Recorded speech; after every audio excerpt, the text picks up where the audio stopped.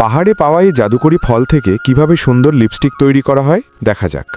প্রথমে এই জাদুকরি তাল গাছের ফল, যা থেকে ভোজ্য তাল তেলও তৈরি করা হয়, ডালপালা থেকে আলাদা করে একটি মর্টারে রেখে ভালোভাবে পিষে নেওয়া হয়, যাতে এর সমস্ত সজ্জা বের হয় এবং রস বের করা সহজ হয়।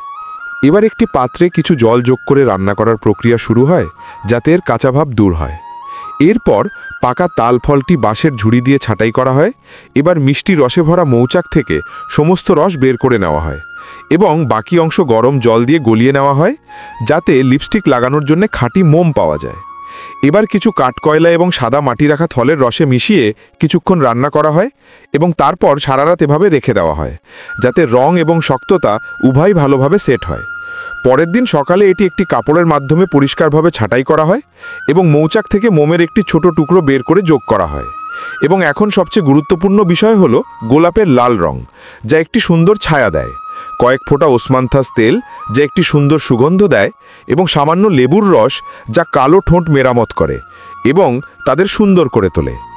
এবার এই মিশ্রণটি ছোট ছোট ছাঁচে ভরে পরের দিন পর্যন্ত অপেক্ষা করুন, যাতে এটি ভালোভাবে শুকিয়ে যায় এবং লিপস্টিকের আকারে শক্ত হয়ে যায়। এবং দেখুন, আমাদের ঠোঁটকে সুন্দর এবং স্বাস্থ্যকর করে তোলে এমন লিপস্টিক প্রস্তুত, যা 100% সম্পূর্ণ প্রাকৃতিক উপায়ে তৈরি এবং এখানকার মহিলারা শতাব্দী ধরে এটি ব্যবহার করে আসছেন।